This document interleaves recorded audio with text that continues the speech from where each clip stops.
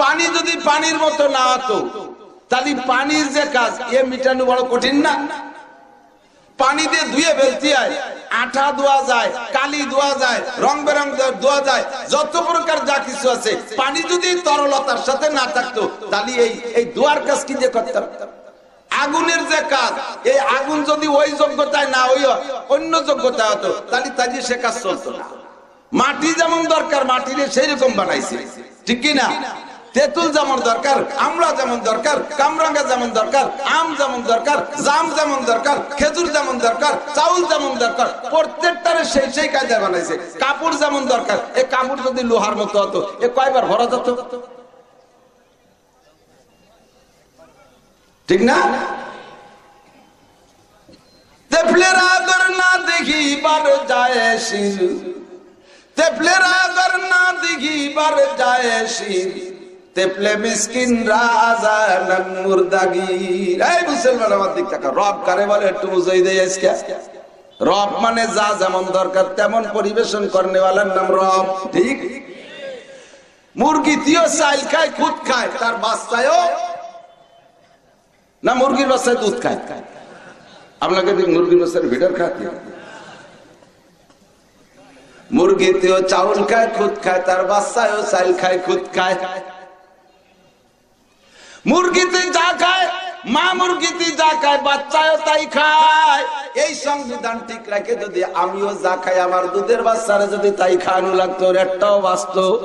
কথা কান, বাপে খায় 2 কেজি আটার রুটি আর 2.5 কেজি গোস্ত, নবজাতক দুধের বাচ্চারা যদি বলায় তোরও গোস্ত রুটি খাতে হবে, তাহলে কি তার বাঁচানো যাইতো? তারে তার জন্য যেমন দুধের দরকার সেই রকম দুধ দিছে, তার জন্য যেমন ফিডারের দরকার ফিডার আর বুটা তো ইদানিং বানাইছে, আগে তো এগুলো ছিল না।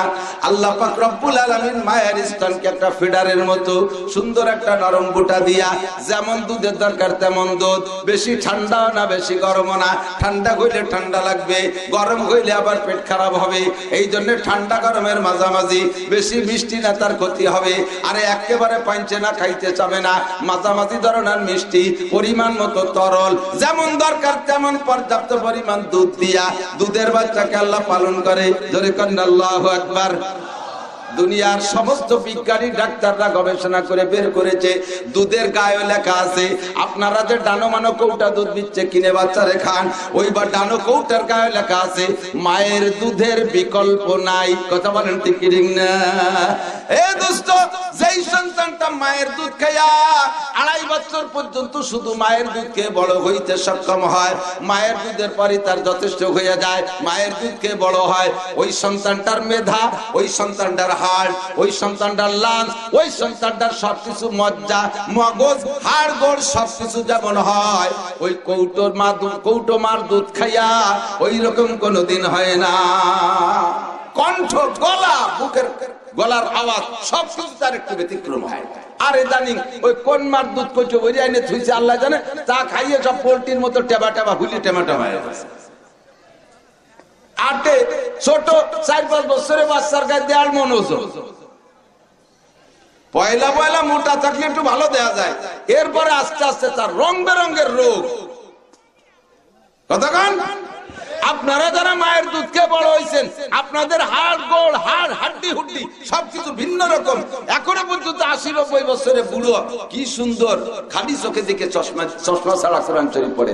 আর ইদানিং কাল এগুলো এই কচু খাইয়ে যেগুলো মোটি হয়ে যাচ্ছে, এগুলো 6-7 বছর বয়সে 1200 বারের চশমা দিয়ে লাগানো, পায়খানার দরজা খুঁজে পায় না, যে হানে সেখানে এগিয়ে দেয়।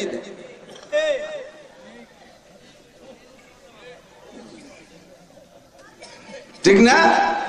এবার ওই কচু বেচার জন্য এক বহুত দেয়, কিন্তু দেখছি ওই কচু খাওয়াগুলো সব ফুলিয়ে ডেপু হয়ে যাচ্ছে। বেরেলো কম, যেগুলো দেখি দুটো মোটা ছোটা না, আটা পোল্ট্রির মতো। পোল্ট্রি দেন, দেশি মুরগি ছাড়িয়ে দেবেন, বন বিলাইতে দাবর দিলে উড়িয়ে ঘুরিয়ে যে কোনো কাজে পাইছে সেই শুনে চলিয়ে আসে। আর পোল্ট্রি ছাড়িয়ে দেবেন, বন বিলাইতে দাওয়া দিলি আগে দেখতে যায় যে কিনা আইসে, একেবারে আস্ত বলো। ونعوذ بالله من شرور أنفسنا وسيئات أعمالنا من يهد الله فهو المهتد ومن يضلل فلن تجد له وليا مرشدا ونشهد أن لا إله إلا الله وحده لا شريك له ونشهد أن سيدنا وسندنا وحبيبنا وطبيب قلوبنا ومولانا محمدا عبد الله ورسوله صلى الله تعالى عليه وعلى آله وأصحابه وبارك وسلم تسليما كثيرا. أما بعد فأعوذ بالله من الشيطان الرجيم. بسم الله الرحمن الرحيم. إن الذين قالوا ربنا الله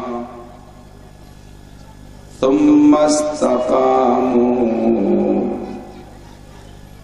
تتنزل عليهم الملائكة ألا تخافوا ولا تحزنوا وأبشروا بالجنة التي كنتم توعدون. نحن أولياؤكم في الحياة الدنيا وفي الآخرة ولكم فيها ما تشتهي أنفسكم ولكم فيها ما تدعون نزلا من غفور رحيم.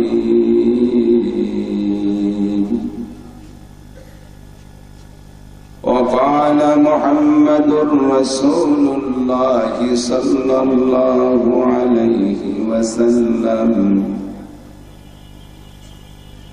أخلص دينك يكفيك العمل القليل.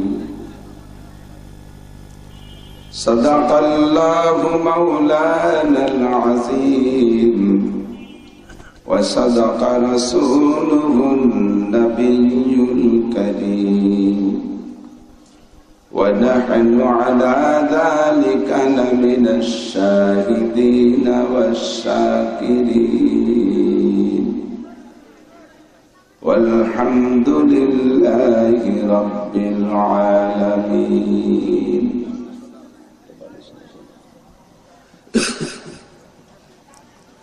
سبحانك لا علم لنا إلا ما علمتنا إنك أنت العليم الحكيم.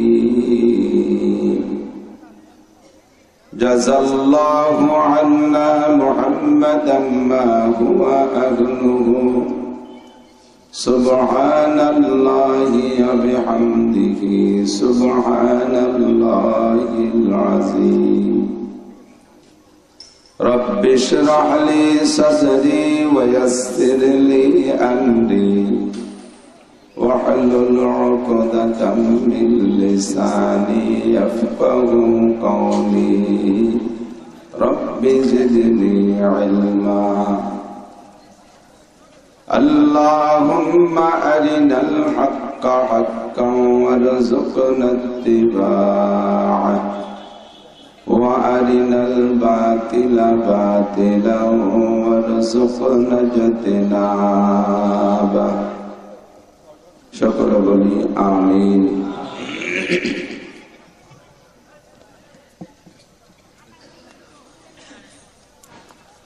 मोहब्बतेर साथे एकटु नबी पाकेर शाने दुरूद इब्राहिमी पढ़े नेই আল্লাহর রহমত 10 গুণ বেড়ে যাবে। اللهم صل على محمد وعلى آل محمد كما صليت على إبراهيم وعلى آل إبراهيم إنك حميد مجيد اللهم بارك على محمد وعلى آل محمد كما باركت على إبراهيم وعلى آل إبراهيم إنك حميد مجيد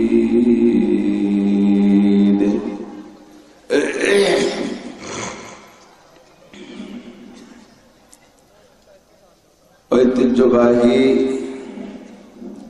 শামসুল উলুম কুশলী মাদ্রাসায় করোনা ভাইরাস থেকে রক্ষার্থে দোয়া ও আজকের ৫৫তম বার্ষিক ওয়াজ মাহফিল।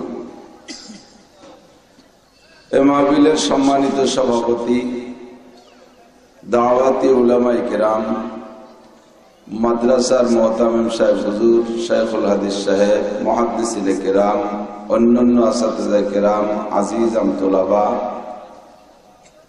আশপাশ থেকে আগত আমার গোপালগঞ্জের ওলামায়ে কেরাম, প্রাণপ্রিয় দেশবাসী, জুমার দিনের পরে সপ্তাহের প্রথম রাত বাদ মাগরিব অত্যন্ত গুরুত্বপূর্ণ সময়।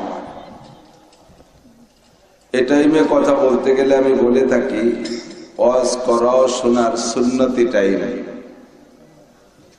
নবী আলাইহিস সালাতু ওয়াস সালাম বেশিরভাগ ফজর বাদ আর মাগরিব বাদ বয়ান করতেন। আমরা গভীর রাত পর্যন্ত বয়ান নিয়ে যাই, তবে মূল সুন্নত হলো ফজর বাদ আর মাগরিব বাদ। আল্লাহ পাক আমাদের এই দুইটা টাইমের একটা টাইম সুন্নতি টাইম মাগরিব বাদকে অনুসরণ করে প্রাকৃতিক হাজারো বাধা উপেক্ষা করে আল্লাহ পাক আমাদেরকে এখানে আসার বসার তৌফিক দান করেছেন। শুকর আদায় করে নিই আলহামদুলিল্লাহ। বিকেল বেলা গোপালগঞ্জ বা অধিক যারা গিয়েছেন তারা সাক্ষী দিতে পারবেন, বেদগ্রাম পর্যন্ত মুষলধারায় বৃষ্টি। আসরের নামাজ পড়তে ঢুকে 5টা পর্যন্ত ওখানে বৃষ্টি। ভাবতেই পারি নাই যে এলাকায় এরকম বৃষ্টির ফোঁটা পড়ে নাই। যশোর থেকে নিয়ে ও পর্যন্ত গাড়িতে আসছে, পুরো রাস্তায় প্রবল বৃষ্টি। কালনায় ফেরিঘাটে এমন অবস্থা হয়েছে বৃষ্টিতে যে গাড়ি ফেরিতে উঠানামা করাই কষ্টকর।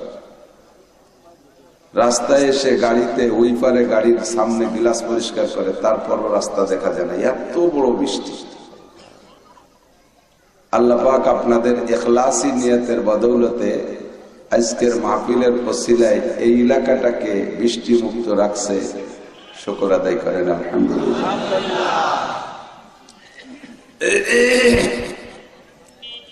এখনো পর্যন্ত দুনিয়াব্যাপী, সারা দেশব্যাপী করোনার আতঙ্ক তো কাটেই নাই, বরঞ্চ নতুন করে খবর আসতেছে করোনার দ্বিতীয় ধাপ। এক এক সাংবাদিকের এক এক লেখা, দ্বিতীয় ধাক্কা। তবে সম্ভাবনা যে প্রথম ধাক্কার চেয়ে দ্বিতীয় ধাক্কা বেশি হতে পারে। জোরে কর নাউজুবিল্লাহ। আমাদের ইয়াকিন যে প্রথম ধাক্কার চেয়ে দ্বিতীয় ধাক্কা হালকা হবে ইনশাআল্লাহ। উনরা ধারণা করতেছে যে প্রথম ধাক্কায় তো দুনিয়ায় করোনা ছিল না, তারপরে শুরু হইয়া ওই পর্যন্ত গেছে, আর দ্বিতীয় ধাক্কায় করোনার ভিত্তি তো বাধা আছে, ওর উপরে যদি শুরু হয় তাহলে আরো বেড়ে যাবে।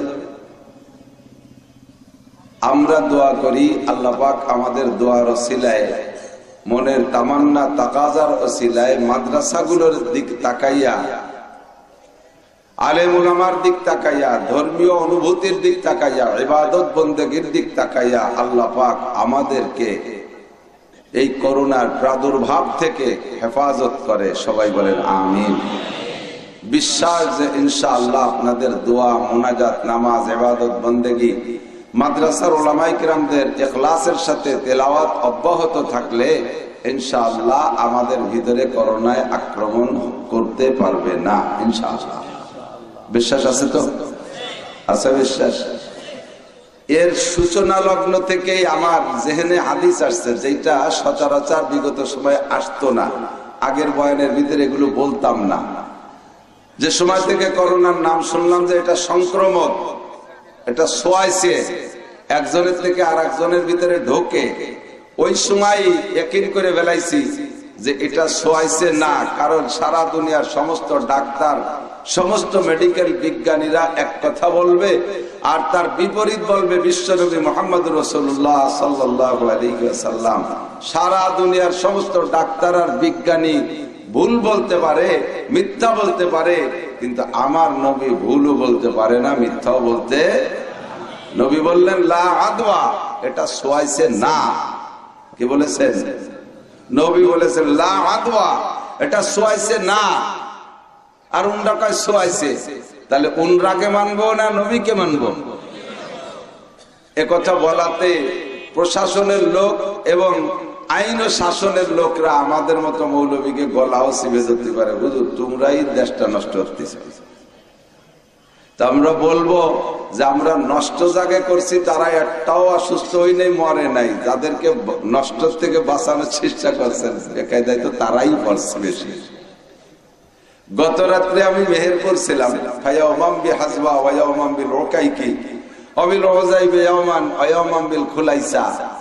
মেহেরপুরের শেষ প্রান্তে ছিল মাহফিল। যাইতে আসতে প্রায় 500 কিলোমিটার পথ, 2 ঢাকার সমান অনেক পথ। যাওয়ার পথে নড়াইল একটা প্রোগ্রাম করে তারপরে গেছি, যাই রাত 8টার দিকে পৌঁছেছি। আবার আসার পথে লক্ষ্মী ভাষা, আমার মাদ্রাসা লক্ষ্মী ভাষা, আমি লক্ষ্মী ভাষা মাদ্রাসার মোহতামিম, সেই জায়গায় আজকে বিরাট এক প্রোগ্রাম ছিল, সেইটা সাইডে তারপরে মাহফিল শেষে আমি মাহফিলের ভিতরে ইদানিং কথাগুলো স্বাভাবিক এসেই যায়। তো চেয়ারম্যান সাহেব, রানিং চেয়ারম্যান সাহেব বসা ছিল, উনি কয় হুজুর প্রথম ভয় পাতাম যে ছোঁয়াইছে, যার কারণে সরি সরে থাকতাম। বৌতি ভাত দিত চামচির পাশায় 5 হাত বাঁশ বান্ধে, উনি কই নেই, অন্য জায়গায় দেখছি। তাল পাকাইতে বাতাস দেয়, পাকার পাশায় বাট বানাইছে আরো 5 হাত লম্বা বাঁশ দিয়ে, যাতে ওই ছোট বাট বা ইয়ার করুণা এসে নাগল পায় না। উনি কয় হুজুর প্রথম ভয় পাইতাম, একটু সরে সরে থাকতাম, কিন্তু আপনার এই হাদিসটা তো আমি আগে শুনি নাই, আজই শুনলাম।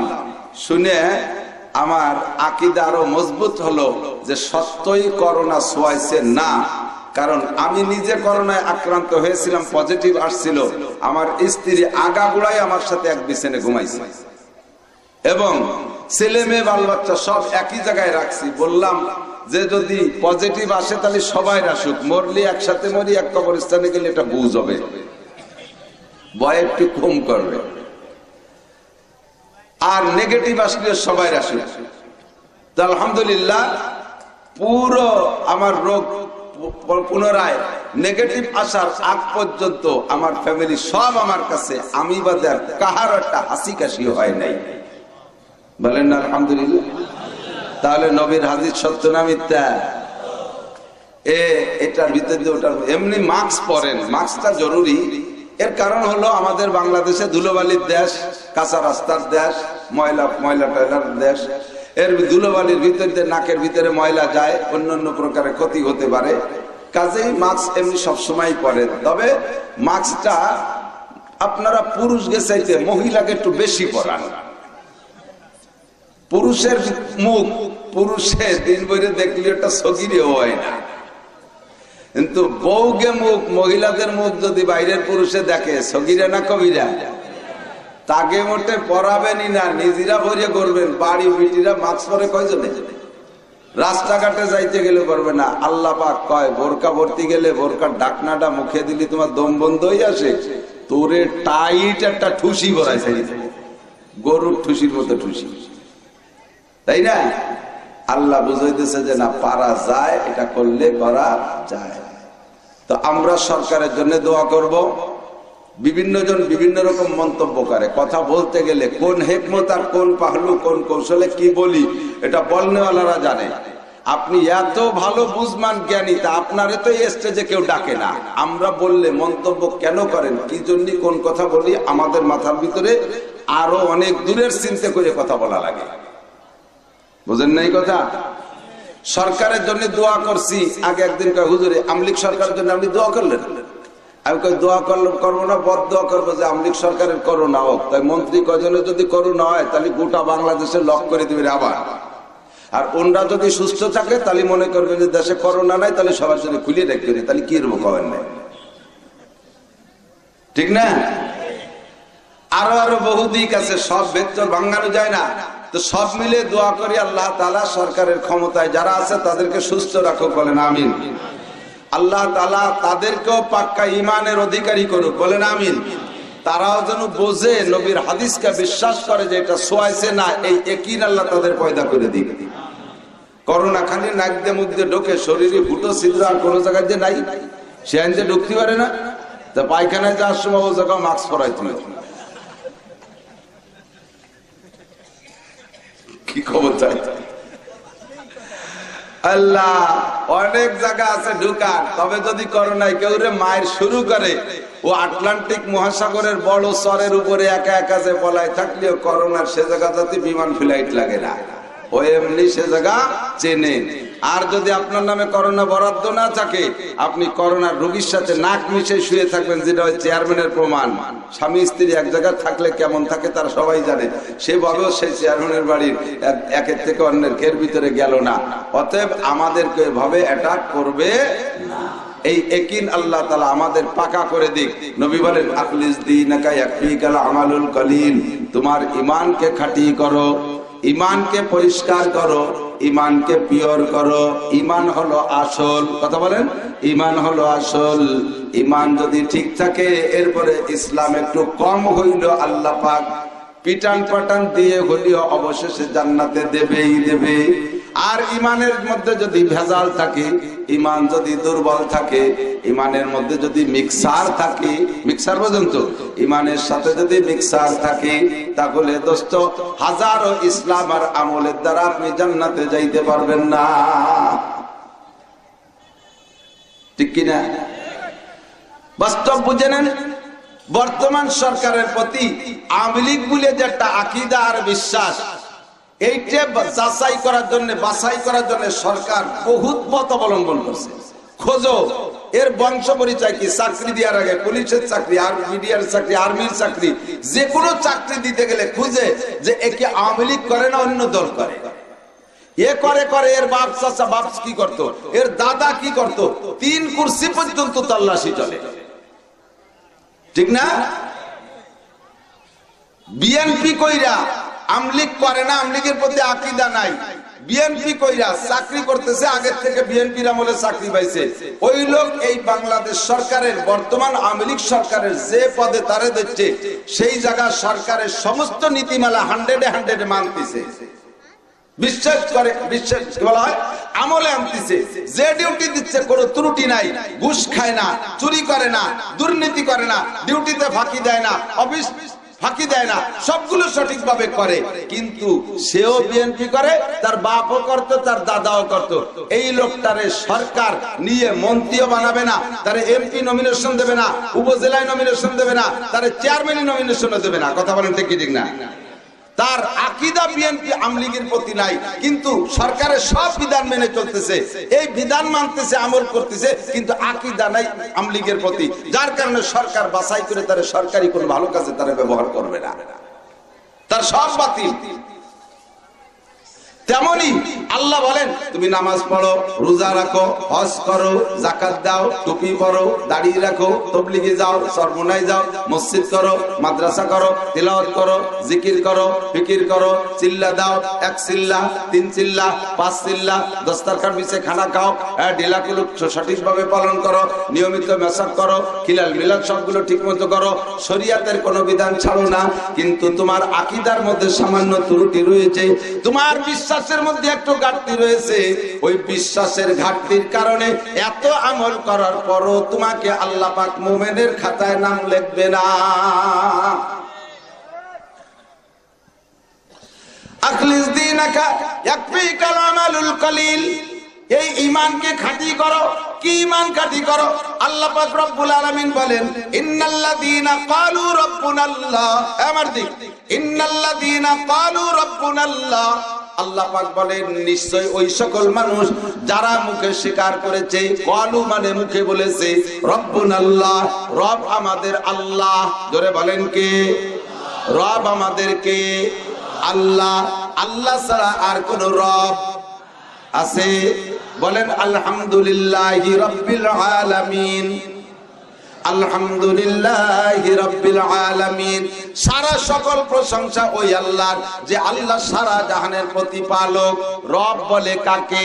আমার অল এভরিথিং, যখন যেটা যেমন প্রয়োজন তখন সেটা সেই রকম পরিবেশন করতে পারে যিনি, তিনি হলেন রব। কথা বলেন, তিনি হলেন রব। আমার এই বাহ্যিক জীবনে, জাগতিক জীবনে বসবাস করার জন্য যেই জিনিসটা যেমন দরকার ওই জিনিসটাকে সেই রকম করেই তৈরি করে আমার ব্যবহারযোগ্য করে পাঠাইছেন। এর কারণেই আল্লাহ হলেন রব। পানি যদি পানির মতো না হতো তাহলে পানির যে কাজ এ মিটানো বড় কঠিন না? পানি দিয়ে ধুয়ে ফেলতে হয়, আঠা ধোয়া যায়, কালি ধোয়া যায়, রং বেরং ধোয়া যায়, যত প্রকার যা কিছু আছে। পানি যদি তরলতার সাথে না থাকতো তাহলে এই ধোয়ার কাজ কি যে করতাম? আগুনের যে কাজ, এই আগুন যদি ওই যোগ্যতায় না হই অন্য যোগ্যতায় হতো তাহলে তাই সে কাজ চলতো না। মাটি যেমন দরকার মাটিরে সেই রকম বানাইছে, ঠিক কি না? তেঁতুল যেমন দরকার, আমড়া যেমন দরকার, কামরাঙ্গা যেমন দরকার, আম যেমন দরকার, জাম যেমন দরকার, খেজুর যেমন দরকার, চাউল যেমন দরকার, প্রত্যেকটারে সেই সেই কায়দায় বানাইছে। কাপড় যেমন দরকার, এই কাপড় যদি লোহার মতো হতো এ কয়বার ভরা যেত? ঠিক না?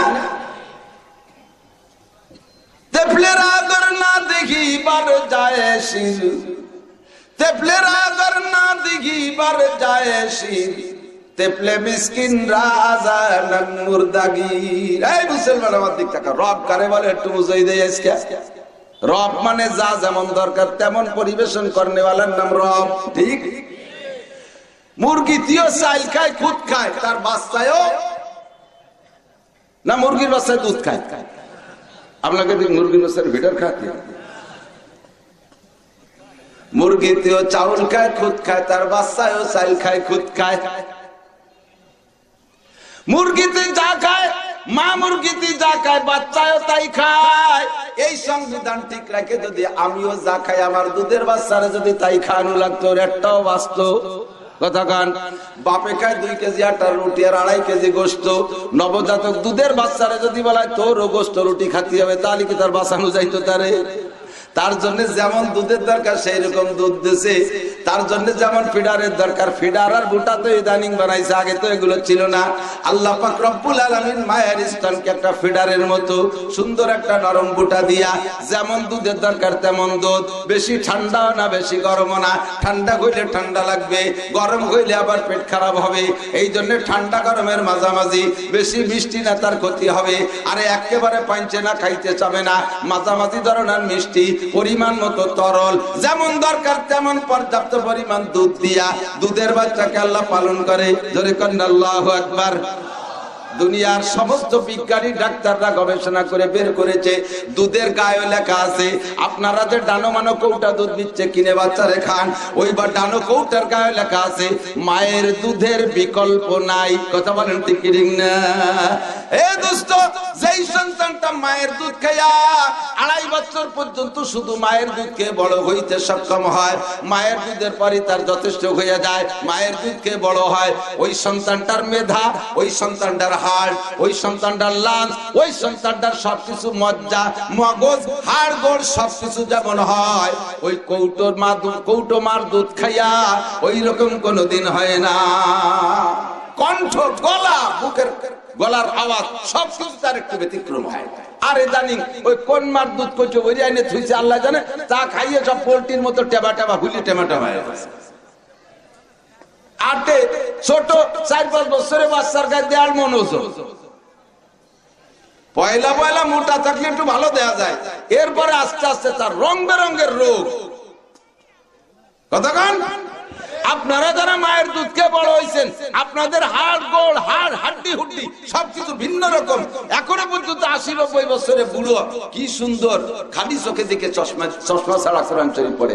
আর ইদানিং কালে গুলো এই কচু খাইয়ে যেগুলো মোটু হয়ে যাচ্ছে, এগুলো 6-7 বছর বয়সে 1200 বারের চশমা দিয়ে লাগানো, পায়খানার দরজা খুঁজে পায় না, যে হানে ছানে এগিয়ে দেয়।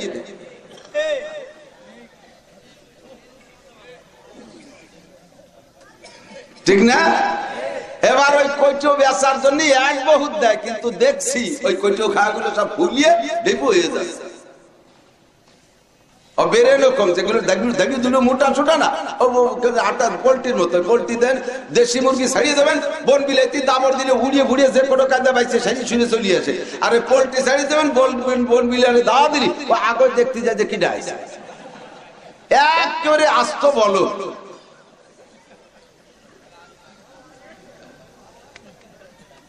আলহামদুলিল্লাহ রাব্বিল আলামিন, সমস্ত প্রশংসা কার?